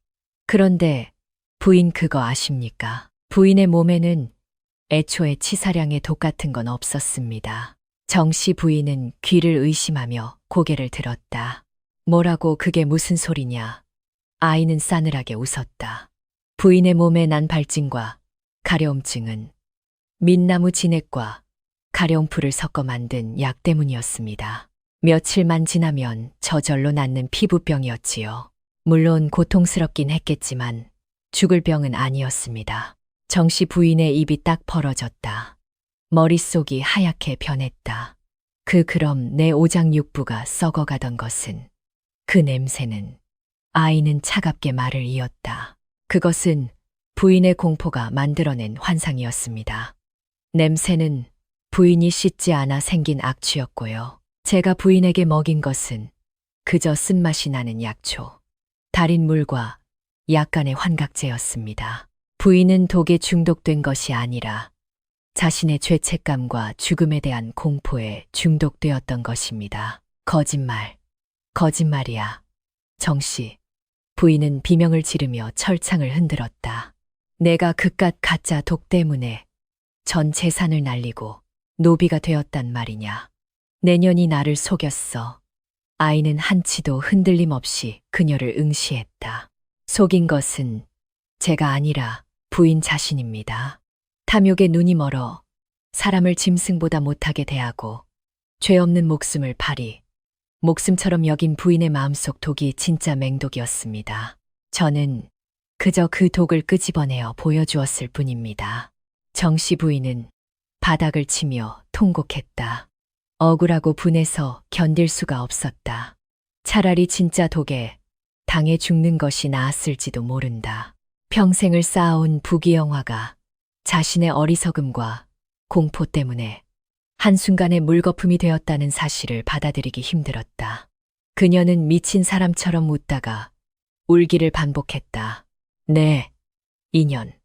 악마 같은 년. 내 가만두지 않겠다. 부디 건강하십시오. 아이는 짤막한 작별 인사를 남기고 몸을 돌렸다.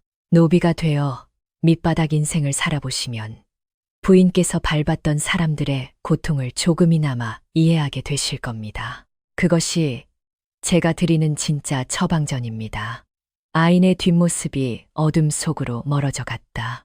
정씨 부인은 철창을 부여잡고 저주를 퍼부었지만 그녀의 목소리는 감옥의 차가운 벽에 부딪혀 흩어질 뿐이었다.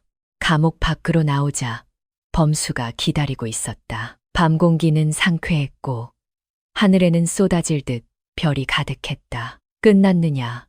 범수가 물었다. 아이는 고개를 끄덕였다. 네, 끝났습니다. 독은 없었지만 독보다 더 무서운 것이 무엇인지 그녀도 알게 되었을 겁니다. 아인의 얼굴에는 후련함과 동시에 씁쓸함이 스쳐 지나갔다. 복수는 성공했지만 지나간 세월과 상처가 완전히 사라지는 것은 아니었다. 이제 어디로 갈 테냐? 범수의 질문에 아이는 밤하늘을 올려다보았다. 흑중님으로 돌아가야죠. 아직 그곳에는 제 손길이 필요한 병자들이 많습니다. 그리고 아이는 범수를 바라보며 미소 지었다. 범수 씨, 다리도 더 손봐야 하고요. 범수는 투박하게 웃으며 지팡이를 고쳐 잡았다. 그래, 가자. 우리 집으로. 두 사람은 나란히 걸음을 옮겼다. 10년 전 쫓기듯 도망쳤던 그 길을 이제는 당당하게 걸어가고 있었다. 쪽빛으로 물든 손은 이제 사람을 살리는 손이 되었고 절름발이 사냥꾼은 든든한 보호자가 되었다. 정씨 부인의 몰락과 함께 마을에는 평화가 찾아왔고 흑중님의 귀신 의원 이야기는 전설이 되어 오래도록 사람들의 입에 오르내리게 될 것이었다. 하지만 아인에게 그것은 전설이 아닌 치열하게 싸워 쟁취한 삶 그 자체였다. 독은 어디에도 없었다. 오직 사람의 마음 속에만 존재할 뿐. 겨울이 가고 다시 봄이 찾아왔다. 한때 사람들이 두려워하여 발길을 끊었던 흑중님에도 따스한 햇살이 스며들었다. 검은 대나무 숲을 감싸고 있던 음산한 안개는 걷히고 대신 맑은 새소리와 바람 소리가 그 자리를 채웠다. 이제 흑중님은 죽음의 숲이 아닌 생명의 숲으로 불리고 있었다. 숲 입구에는 전국 각지에서 찾아온 병자들의 행렬이 이어졌고 그들은 더 이상 두려움이 아닌 희망을 품고 숲으로 들어섰다. 아이는 더 이상 얼굴을 가리지 않았다. 그녀의 얼굴에 서려 있던 도끼와 냉소는 사라지고 그 자리에 깊고 잔잔한 호수 같은 평온함이 자리 잡았다. 그녀는 환자 한 명 한 명의 맥을 짚고 상처를 어루만졌다. 그녀의 손은 여전히 약초물이 들어 거뭇거뭇했지만 사람들은 그 손을 약손이라 부르며 귀하게 여겼다. 아이는 독을 다스리는 법뿐만 아니라 사람의 마음을 다스리는 법을 깨달은 진정한 의원이 되어 있었다. 범수는 숲의 파수꾼이자 아이들의 친구가 되었다. 그는 지팡이를 짚고 숲을 안내하며 병자들의 짐을 들어주거나 약초 캐는 법을 가르쳐 주었다. 다리는 여전히 불편했지만 그의 발걸음은 그 어느 때보다 가볍고 당당했다. 한때 짐승을 사냥하던 그의 손은 이제 약초를 다듬고 사람들을 지키는 손이 되어 있었다. 그는 아인을 바라볼 때마다 흐뭇한 미소를 지었다. 그녀가 복수의 화신에서 생명의 은인으로 거듭나는 과정을 지켜본 유일한 증인이었기에 어느 날 장터에 나갔다. 돌아온 범수가 씁쓸한 표정으로 소식을 전했다. 정씨 부인 소식을 들었다. 관노비로 일하다가 실성하여 거리를 떠돌았는데 지난 겨울 다리 밑에서 얼어 죽었다더구나. 아이는 잠시 약재를 썰던 손을 멈췄다. 가슴 한구석이 뻥 뚫린 듯한 기분이었지만 슬픔도 기쁨도 아니었다. 그저 올 것이 왔다는 담담한 심정뿐이었다. 인과응보로군요. 부디 저승에서는 탐욕을 내려놓고 편히 쉬기를 바랄 뿐입니다.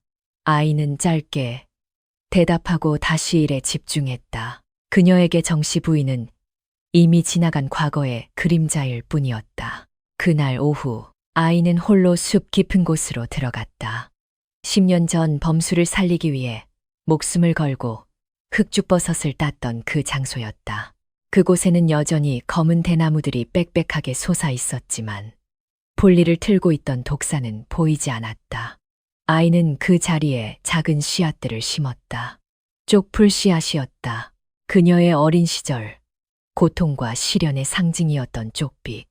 하지만 이제 그녀는 그 색을 자신의 정체성으로 받아들이기로 했다.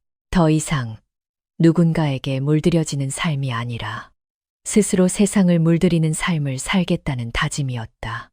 바람이 불어와 대나무 숲을 흔들었다. 사그락거리는 소리가 마치 아인의 지난 날을 위로하는 연주처럼 들렸다. 아이는 눈을 감고 숲의 향기를 들이마셨다. 썩은 냄새와 피냄새는 사라지고 젖은 흙내음과 싱그러운 풀 냄새만이 가득했다. 그것은 살아있는 것들의 향기였다. 아이는 문득 깨달았다.